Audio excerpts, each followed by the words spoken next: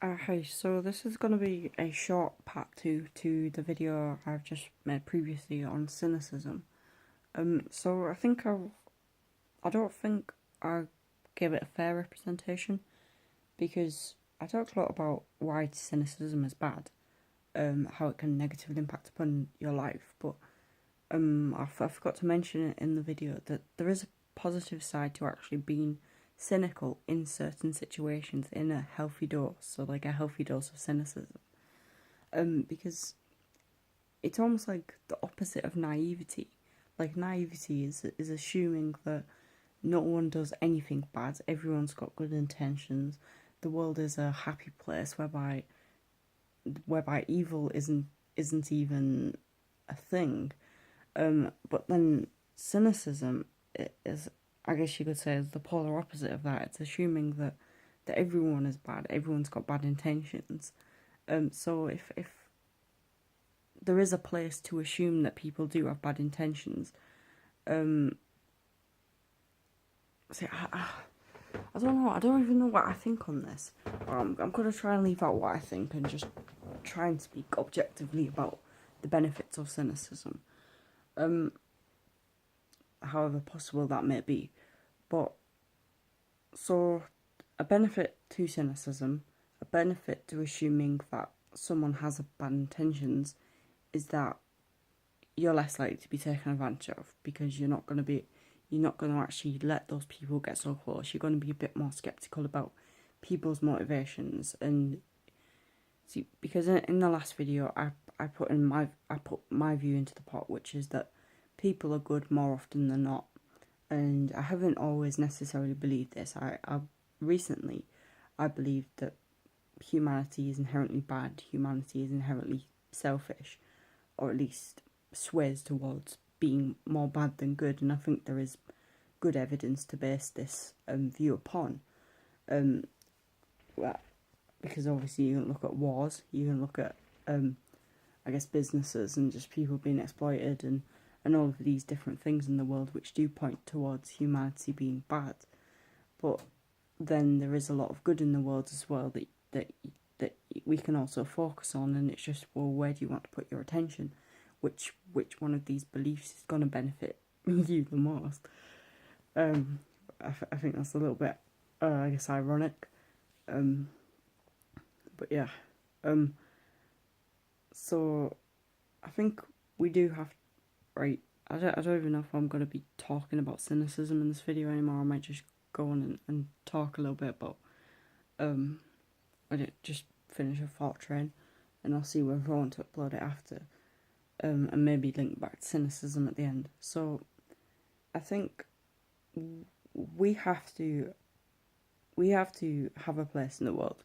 We have to fit into the world one way or another, and our perspective on the world is going to affect our ability to fit into the world. So if we have a negative perspective on the world, then we have to question, well, is this going to be pragmatic? Is this going to inhibit our ability to actually be able to function as a person in the world?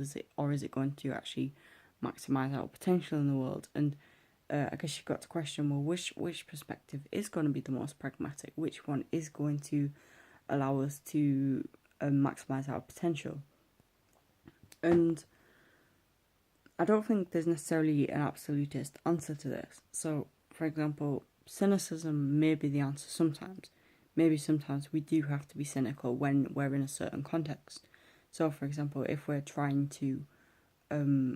if we're looking to hire a builder to come to our house and do some work, we want to be skeptical of those builders because of shows on the TV like Cowboy Builders, whereby there'll be people coming round and they'll just be after your money, and they won't actually do a good job, or they'll just take your money and go, and that's that. They've gone. So I think in that situation it is good to be skeptical and with a hint of cynicism, like assume that these people have bad intentions, question them, make sure that you're actually getting the service that you're paying for. So I guess that is a positive side to cynicism, because I did say that there is a small minority of people who are who are bad people, and I think I can still hold that view. and say that it is okay to be cynical sometimes, because although it's a small amount of people who are bad, or at least a small amount of people who are bad who are actually going to affect you in your day-to-day life, it's those people who are going to prey on you, who are going to prey upon you when you're in a certain situation. So, for example, if you're wanting something done in your house, and say you're a single woman, and you look maybe vulnerable, then that person is going to perhaps take advantage of you. However, if you were maybe a little bit more cynical and skeptical about their motivations, then maybe you would have gone out of your way a little bit more to ask them a lot of questions, to almost interrogate them about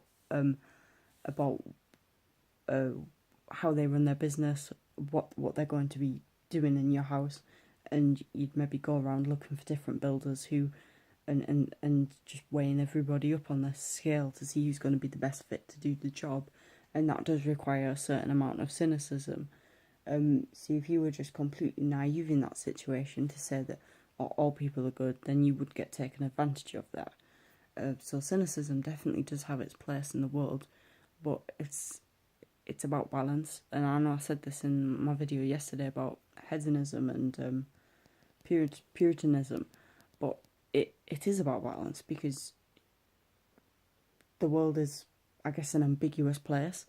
There's a lot of different situations that play out, and there's no one absolutist rule that applies to every single situation. So it's like you can't say always be cynical, because that doesn't work. You can't say I'm trying to always be naive, because that doesn't work. And should you ever really be naive, and should you ever really be cynical, or is it a different word that you should be using to describe those things? But I don't know. Is there degrees of cynicism? Is there degrees of naivety? Or is it just naivety and just cynicism? Or are those just labels that we attach to an experience or a thought process that we may have, or a perspective that we may have about the world? And it's not actually a perfect fit, because language doesn't necessarily equate to experience. Language is just a means of describing our experience, but it's not exactly correct.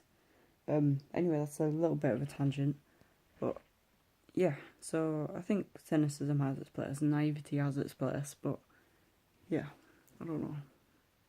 Not absolutely in every circumstances. I'm gonna say that there are degrees of words, or degrees of experiences, and words represent those experiences. So cynicism is a phenomena in and of itself. It's something that we act out, but then it's not necessarily cynicism that it is. Like, you could call it anything you want, but it's still the same thing. So there are degrees of cynicism, and I guess there are degrees of naivety, because it goes in both directions. It's almost like a spectrum of phenomena that we just attach labels to. But yeah.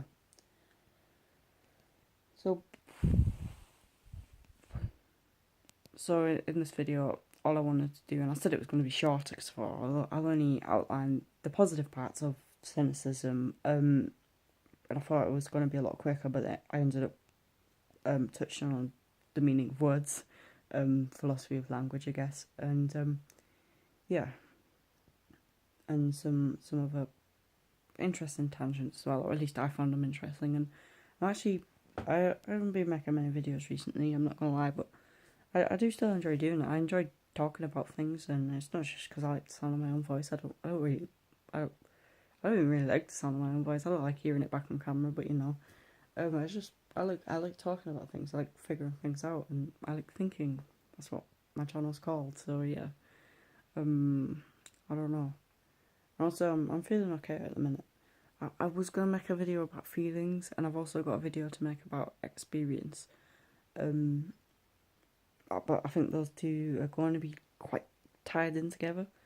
But I'm not sure. So anyway, I've got less than 30 seconds of recording time, so I'm going to end it off there. So this will be probably Cynicism Part 2. And yeah, so if you enjoyed, leave a like, subscribe if you're new, and thank you for watching.